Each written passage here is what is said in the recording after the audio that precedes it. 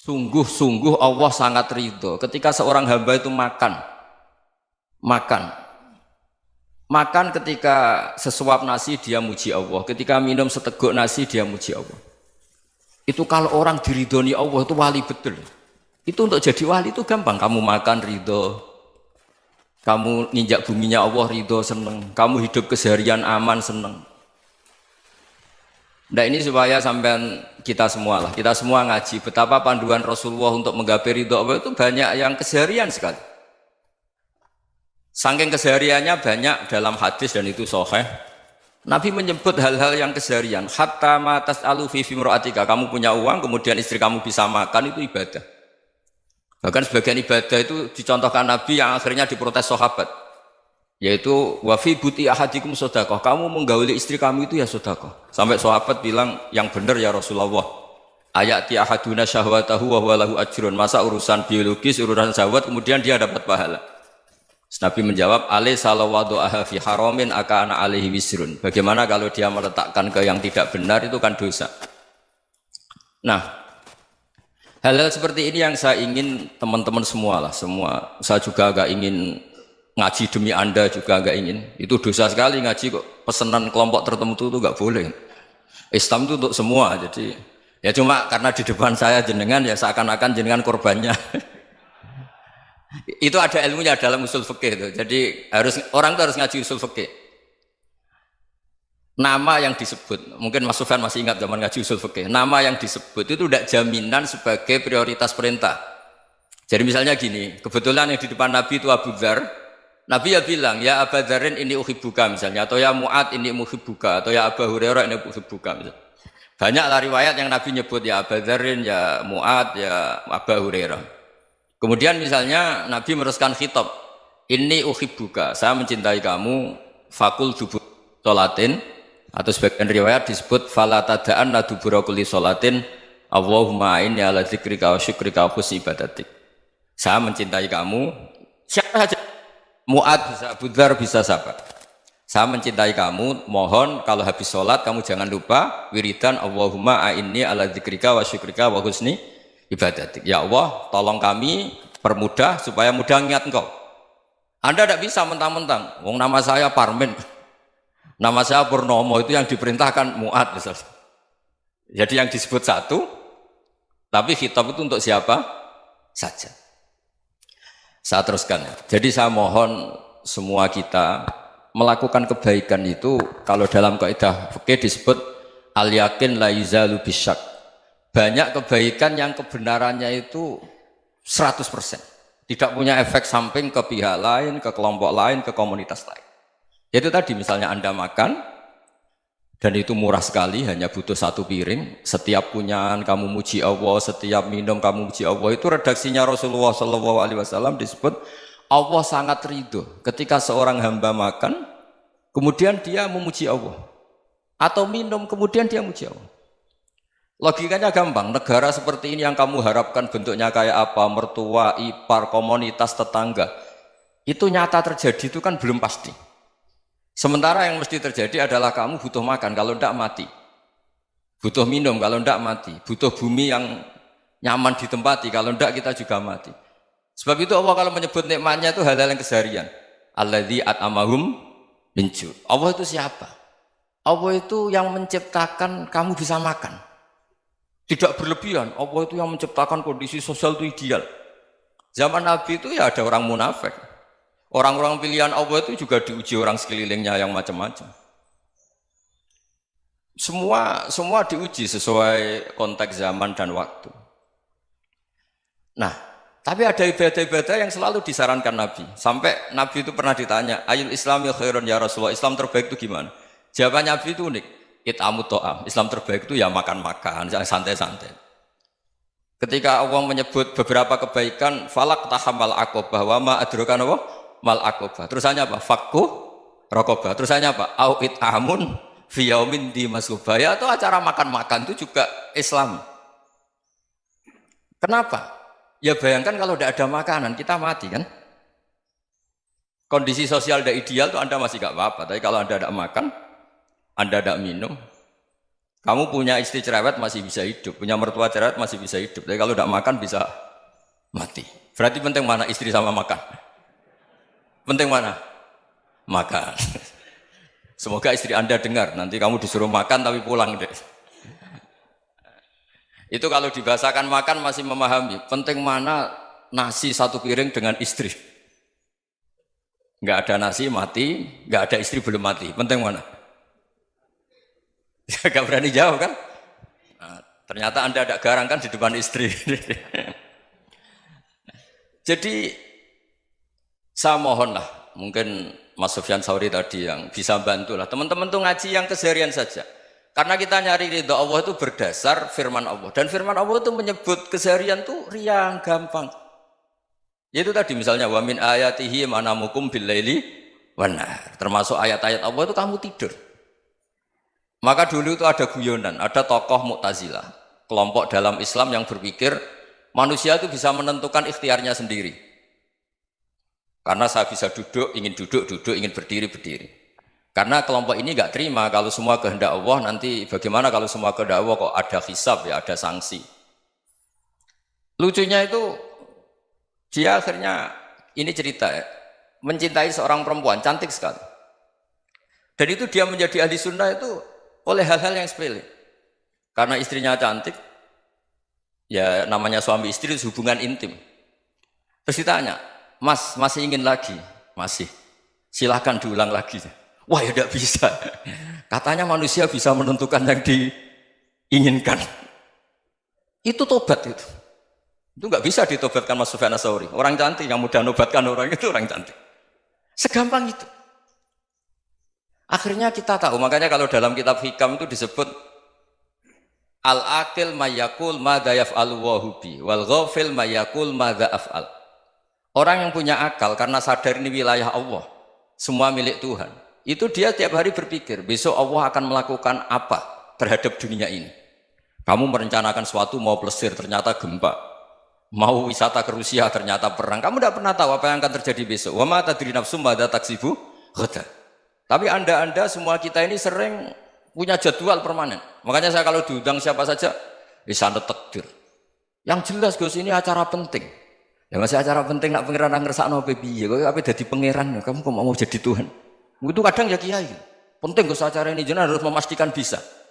Loh kamu itu yang ngajarin tauhid, sesuatu itu biadillah kok bilang-bilang apa pasti. Kalau maksa terus tak tobatkan kamu kata saya. Ya kalau gitu Gus bilang insya Allah. Wah itu hati saya, fisik saya, roh saya sudah bilang insya Allah. Tidak usah kamu latih kata saya. Nah hal-hal tauhid keseharian itu gampang sebetulnya. Wal ghafil yaqulu madza af'al. Tapi orang yang lupa Allah dia setiap hari bilang besok apa? Kita bisa melakukan apa? Seakan-akan dia itu aktor, dia penting, dia subjek permanen, dia. Padahal kita ini hanya objek kehendak Allah Subhanahu wa taala. Karena kita yakin sesuatu yang terjadi di alam raya ini kita tidak bisa apa-apa. Makanya saya sering ngaji, sering bilang saya, ketika Anda mensifati Allah, Dia yang menghidupkan.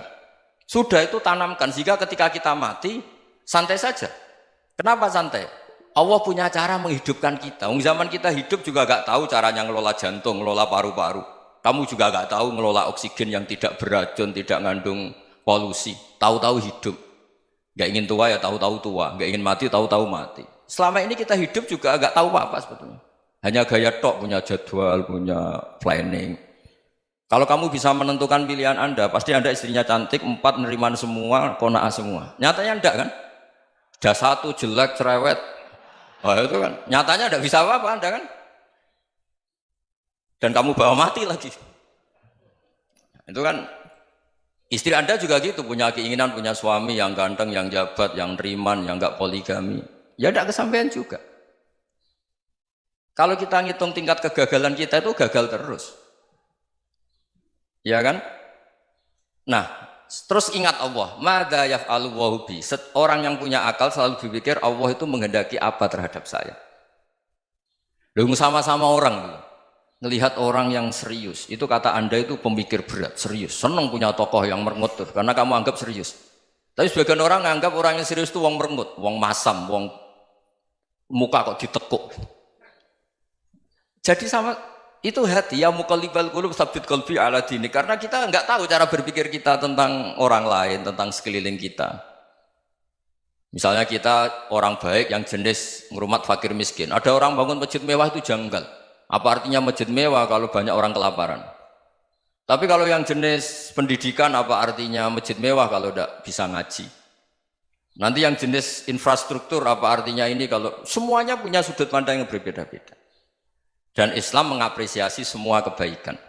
Tapi katakan semua kebaikan itu adalah kehendak Allah Subhanahu wa taala. Karena apapun baik Anda itu pakai fasilitas yang diberikan oleh Allah Subhanahu wa taala. Sehingga ini yang disebut kulillah sumadarhum fi khawdihim yal'abun. Ya kembali tadi ke tema-tema bahwa keseharian Anda ini sudah Islami. Saat Anda tidak bisa melakukan apa saja.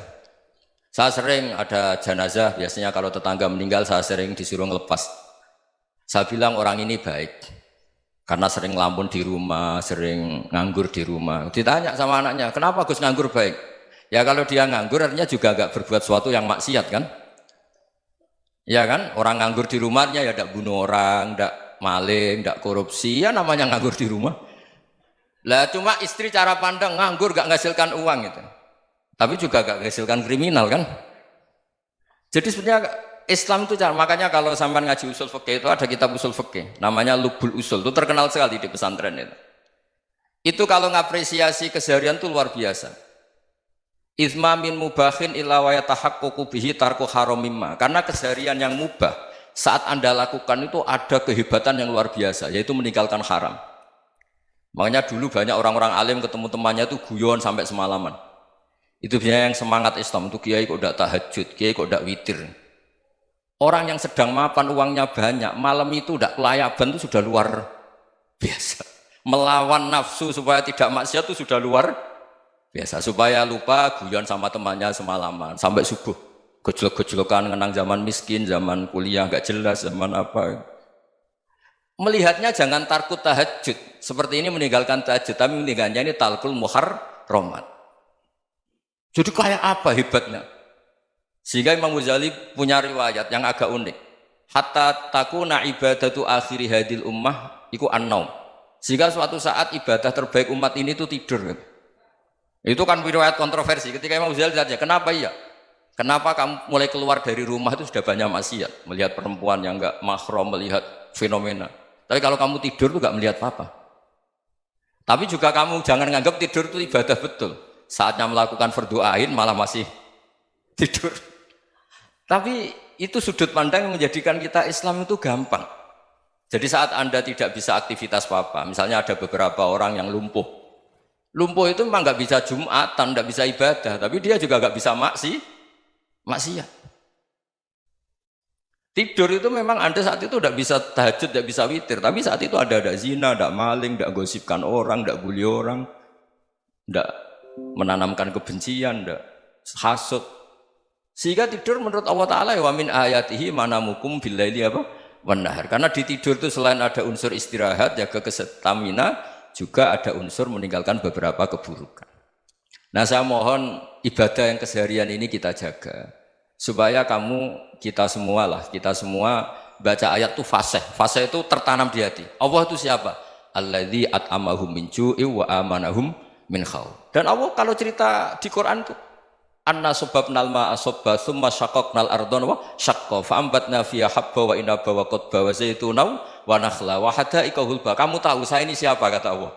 Saya ini adalah Tuhan yang menurunkan air. Kemudian ada tanaman banyak. Habba wa inaba wa qadba, ada zaitun, ada tin, kalau orang Jawa mungkin ada tela, ada padi, ada mangga, ada pisang. Sudah. Wa inaba wa zaituna wa nakhla wa hadaika hulba. Ada perkebunan yang lebat. Tujuannya apa? Mata Allahkum, silahkan kamu pakai, kamu nikmati. Tapi karena kadang kita ini punya ide-ide besar. Tadi untuk syukur saja nunggu punya istri riman, rumah baik, tetangga baik, komunitas baik, semuanya baik baru syukur. Lama-lama nanti ada di surga, syukurnya nunggu surga paling kelas A. Itu sudah ada yang menghuni Rasulullah, kamu nggak boleh di situ. Masa untuk syukur saja? Repotnya Masya Allah. Jadi mohonlah Quran yang kalau Anda hafalkan juz sama itu kan ada ayat-ayat yang kayak tadi. Ya, fal yang dzuril insanu ila ta'ami. Coba lihat Apa yang kamu makan ya? Dari mana? Dan untuk mempertahankan hidup kamu keseharian. Jadi jangan kira ibadah itu harus membentuk komunitas yang versi Anda. Ibadah itu harus yang hal yang mulu-mulu. Kesehariannya Anda alami. Loh ini saya tidak bikin-bikin. Saya ngaji bukan karena berdasar pesanan. Itu ayat yang saya baca kan betul ada ayatnya kan. Fal yang dzuril insanu ila ta'ami. Anna sobabnal ma'a sobba. Thumma syaqaqnal ardo syaqqa. Fa'ambasna fiha habba wa inabau wa qadba wa zaitunaw wa nakhla wa hadaika ghulba. Terusannya apa? Mata'al lakum. Silakan kamu nikmati. Mata itu silakan kamu nikmati. Ya kayak sampean dikasih hidangan ya makan.